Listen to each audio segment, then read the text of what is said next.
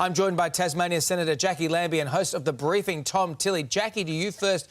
You have just gotten back from Melbourne a week ago. You're self-isolating. But when you look at this now, is this a vindication of the hardline approach that your state took to excluding all essential visitors?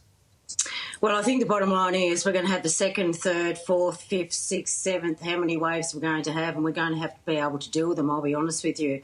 Well, there is no vaccine out there, and we can't keep coming in and out of isolation. We need to, I think we need to take a different approach. The whole point in why we went into isolation pretty much as a country to start with, so because we were not prepared. Well, now we are prepared. The PPE gear's there, the public hospital system is ready, and the respirators, they're out there by hundreds, mate. So we've got to make some decisions here. You know, do people, we get back out there and try and get on with our daily lives, social distancing, and does that mean, just for precautionary measures, we start talking about wearing masks? Because I can tell you, being in Melbourne for that 5 days, I hardly seen anybody wearing masks at all. So I think we've just got to tackle this a different way, but we can't keep coming in and out. We're going to have more health problems doing that than the lives that COVID-19 will take in the end, not to mention the drug and alcohol problems, the abuse that's going on behind closed doors.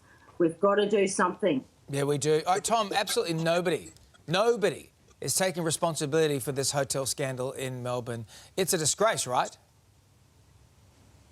Absolutely. It's an absolute debacle. I mean, this is the state that went the hardest on the lockdown measures for everyone, but the weakest on hotel quarantine. And this is the area where we knew basically all the cases were coming from. So to not focus on that element and not to do that properly is just horrific. And imagine being like a hairdresser in Melbourne this week who had to shut down your business again after just getting going. And you're like, we're having to pay the price here, where the government couldn't do the job on the areas that matter most. All right, let's move on from this because there's worrying new research this morning that the country could fall off that economic cliff in September, the September cliff, when the job seeker supplement ends. Jacqui, I mean, I know this is costing the country billions of dollars, but should job seeker or any other job support be extended?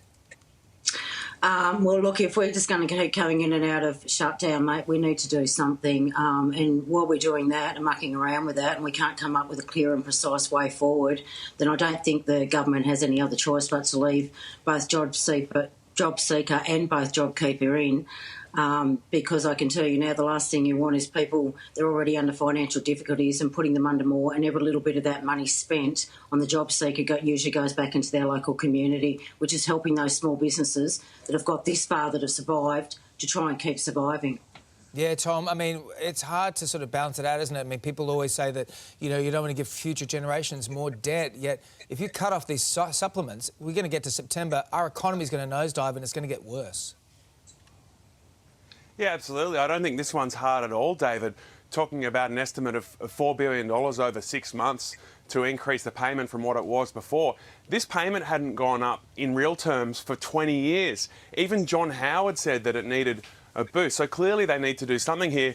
And I've actually got a few suggestions where they could find the $4 billion from. What about the $60 billion accounting error on the job seeker payment? What about the $270 billion announcement of defence spending this week? Surely there's a few places where they could find some extra money to look after the most vulnerable people in our society, but also to keep the economy ticking over. Jacqui, what do you think about that? If we're spending $270 billion trying to protect our borders, but yet we're allowing people to live in poverty? Look, I don't want to take defence spending away. We've been way beyond that for many, many years. We've been under our GDP on what we're supposed to spend about defence, but it seems like there seems to be plenty of money sitting up there, and you are correct that this job seeker, these guys that were on those payments beforehand, were well below what they should have been in anyway. And I can tell you now, they could certainly do with minimum $150 rise a fortnight. That's at the very minimum, straight after that job seeker anyway, and leave it in there. Look, I want to go to WA now. There's a huge controversy over there. These pictures are just shocking.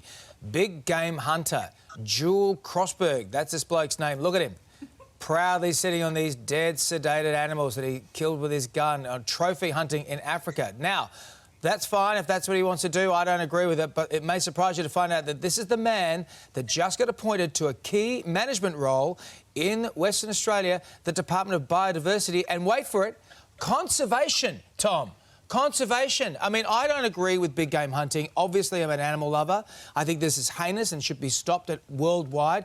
These are animals that are precious. They're dying out. But how can you call yourself and be hired as a conservationist and have these pictures out there? Yeah, I agree. I can't see how this guy's going to keep his job. He's going to need a very, very good road to Damascus story if he can somehow convince the public that he's had a change of heart since he was out there killing giraffes and zebras. And the picture with the elephant, particularly, you see the ivory tusk there and that elephant lying on the ground. It's horrific. Like, imagine you're from Esperance and you have a deep connection with that beautiful bushland, the beautiful native animals in that area. How are you going to trust this guy to look after them? It's basically leaving the fox in charge of the hen house. Jacqui, you know, he's deleted his Facebook page, which has all his photos on it, but really, you've got to think, this guy, I mean, pardon the pun for all those poor animals, but he's a dead man walking now, isn't he? Yeah, I know he should be used as a trophy, mate. And first of all, he should be sacked this morning. What a disgraceful performance. What an inhumane act that bloke is doing it, and then to go and think it's okay to spread it all over your social media. What a complete idiot. That is Idiot Friday for me today. And fair go, Western Australia.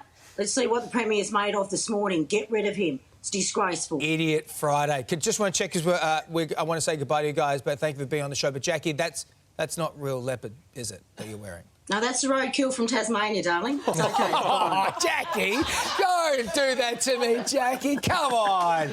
Anyway, happy Idiot Friday to everybody out there. Jacqui and Tom, good to have you on the show.